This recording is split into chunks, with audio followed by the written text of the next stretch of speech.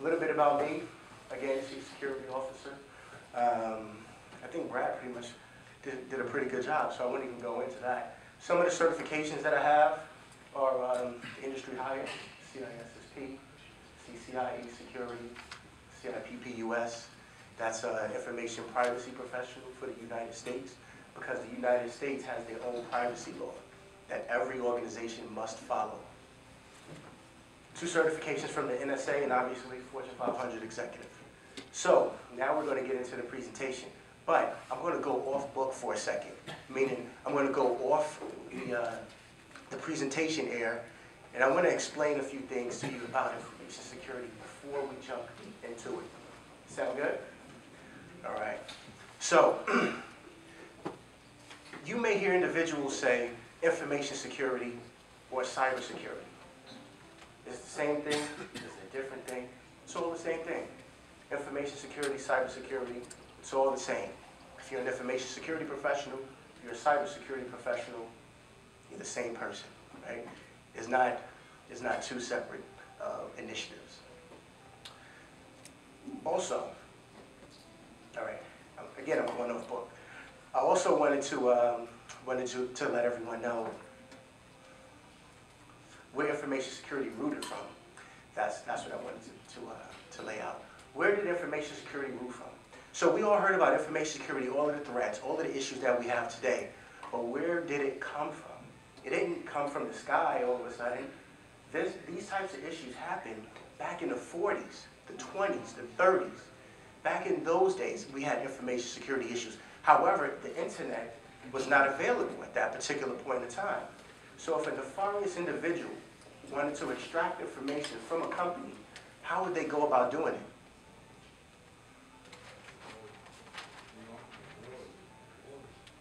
Kind of, sort of, because remember, back in the 40s, there was no internet. It was all paper, exactly.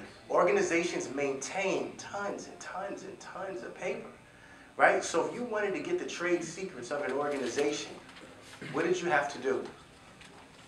Dumpster dive in, or you have to do what's called collusion or social engineering, right?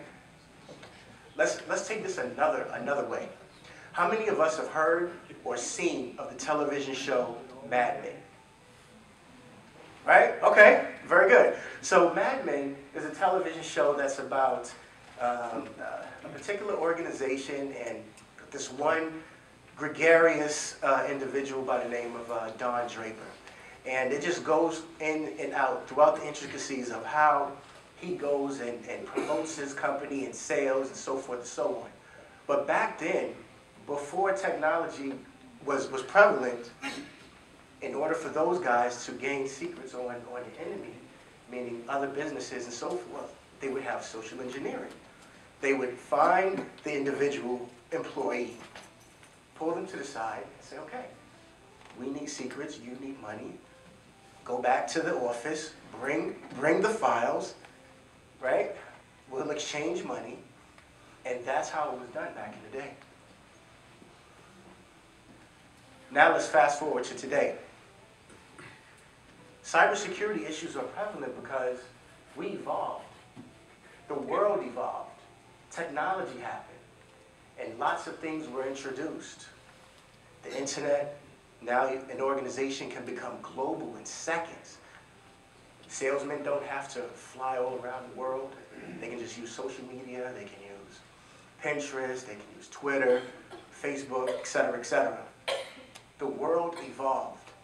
And when the world evolved, security didn't catch up with it, right? So we have evolution up here, which is great. We still are in the Flintstone era, but we have evolution up here, but security is down here. Security is trying to catch up with the technology because we evolved and we adopted to it so quickly. There were no early adopters. We jumped straight in with both feet. So now, since you understand the history of how information security became, let's move into some current events. Every organization has this problem. What is information security? Is it technology? There's a big misconception out there with individuals thinking that information security is information technology. But that is not the case. They are actually the complete antithesis of each other. Information technology is over here. Information security is over here. However, information technology is a segment of information security. Information security has tons of segments. Operational security, legal, compliance, technology, and so forth, right?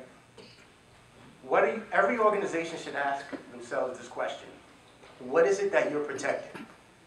Every organization in the world has something that they're protecting.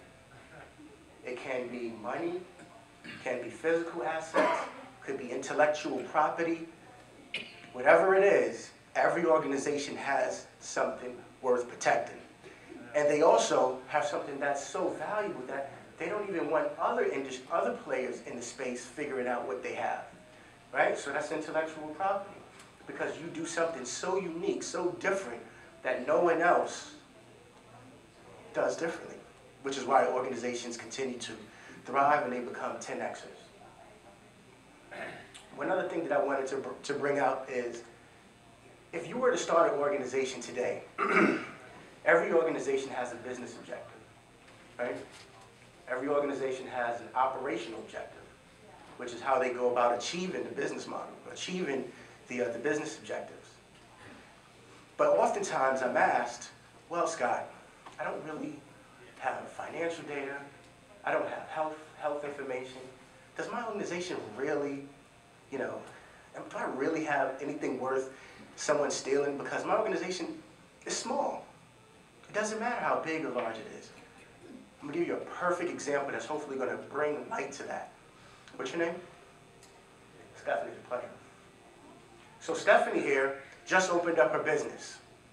She opened up a Frisbee business, right? Now I'm going off the top here. So she opened up a Frisbee business. And her Frisbees, the way that they're contoured and designed and shaped, is so unique that once you throw the Frisbee, the air captures up into the aerodynamics of the Frisbee, and it's able to propel longer and so forth. Give me a little rope with that, right?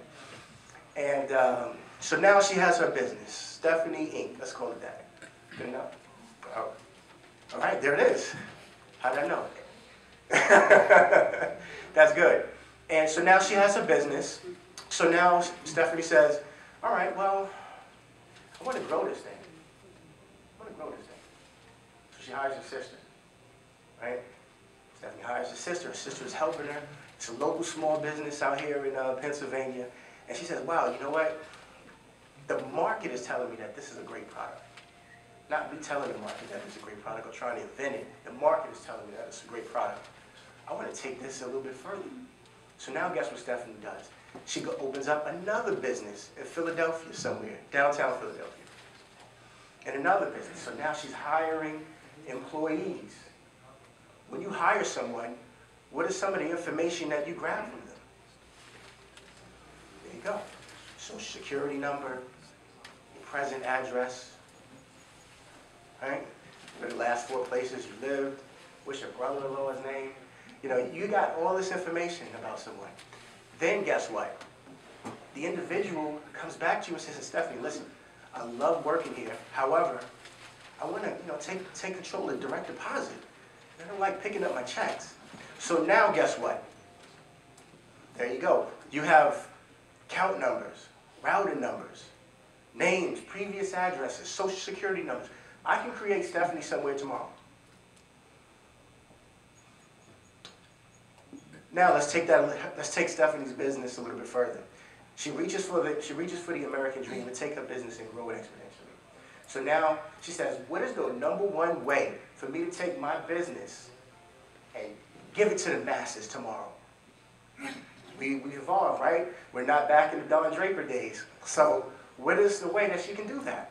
The internet, e-commerce. She's going to take her Frisbees and put it out there on the internet and sell it to the world tomorrow and make it available. What compliance does she fall into? Based on that example, let me answer some questions for you. Before Stephanie decided to expand her business by e-commerce, what information did she have to protect before she even decided to grow her business, before it became as large, even when it was just in its infancy stages of just one location. She had automatically, she was accepting credit cards locally, right? And she hired one employee. That one employee she hired, she ran a background check, she had some other information from him. So instantly, she stepped into a compliant state and didn't even know it. That's scary, right? When Stephanie decided that she wanted to expand her business and jump into e-commerce, boy, did she really jump into a compliant state, right? Because now she's accepting credit cards,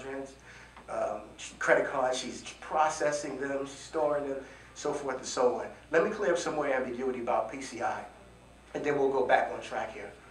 PCI, oftentimes individuals ask me, and they say, Scott, I don't store credit card information, so I'm impervious. No, you aren't. Because the law states the processing, transmitting, or storing of credit card information. So even if it passes through your network, you're still liable. So you see how the business started so small as just throwing frisbees around the corner into one store. She pivoted, made one pivot to 2 stores.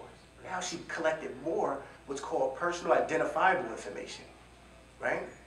And she decided to reach for it and go for the American dream and have Stephanie's Frisbees become a 10Xer by going into e-commerce and kabow. Thank you. I'm going to come back to you. So that's, what are you protecting? What is it worth to you? We're here today in front of lots of financial wizards, right? You guys are CFOs, financial auditors, you name it. Every organization should have a value on A, the business, on B, all of their assets. If you don't know what your business and what your data is worth to you, you've got some problems. This works when the finance department works with a guy like myself, a CISO, and we sit down and we go over all of the assets, go over all of the asset values, then we place risk to the assets. The asset value is going to tell you exactly how much risk or how much the business stands to lose if a particular vulnerability were to be exploited. You need to know how much the business is worth and how much all of the assets are. Because then CISOs like myself can jump into the finance side of things and say, okay, what's the single loss expectancy? What's the exposure factor based on the asset value? What's the annualized loss what's the annualized loss expectancy? If we ignore this today and it blows up tomorrow and we decide not to do it, how much are we going to lose from a single blow up and how much are we going to lose from an annualized blow up? Financial guys, you got to know these numbers. The business owner, Stephanie, you got to know this if you're going to run our Frisbee business. And this is just good knowledge to know. What are you protecting it against? This is a very interesting statement. Because most organizations say, well, you know, I just got a Frisbee company. All I have is a Frisbee company. I sell Frisbees. Nobody wants to steal anything that I have. Because it's some Frisbees. Well, me being a nefarious individual, I don't care about the Frisbees. I care about your personal identifiable information. Because I know you opened up a few stores. It's 2015, right? And I'm sure you're doing direct deposit. So I know you have account information, social security numbers. I know you're taking credit cards online because you have an e-commerce presence. That is what I want. What are you protecting it against? Let's take a look at what happened to the United States a week ago. The White House was hacked. A week ago, the White House, where the president conducts his business, was hacked. Now tell me, what type of information are they concerned about? Are they concerned about patient-protected health information? No. Are they concerned about Credit cards? No. They're concerned about things far more greater than that, right? So think about it. Who else is your enemy out there? Your competitor could be your enemy. So now we have Stephanie's Frisbees, and now I got Scott's Frisbees. You know?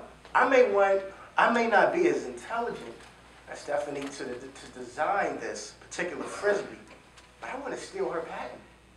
Because I am sure that if I get that with my marketing team and the cash that I got behind it, my investors, forget about it. We can take this thing all the way to the moon and then squash Stephanie's business because it just doesn't exist. Think about that. Another example that I like to use about that is, how many of us have heard of Kentucky Fried Chicken? Right? All right, there we go. But how many of us understand and know what their secret blend and sauce is? Right? For years, they patented that with their intellectual property by saying the Colonel's special secret sauce. No one has ever figured out. And we're in 2015, and no one's replicated or knocked them off yet. But if they did 10 years ago, imagine where they would be. Right? There would be a company that went here and then went right down there. Right? What are the consequences of failure? Everyone should know this. The only reason how you know what the consequences are is based on how much is it worth to you. So if you don't know what you're asking, what your company valuation is, you're in bad shape. But every business has a consequence. Let me give you some examples. Let's remove credit cards. Let's remove health information. Let's just remove intellectual property. Let's remove all of that. And let's just deal with Stephanie's Frisbee company. If everyone here worked for Stephanie and all of your information now was in the hands of someone else, wouldn't you look to sue Stephanie Inc.? Right? There would be some sort of litigation. The United States privacy law dictates that business owners, when they get in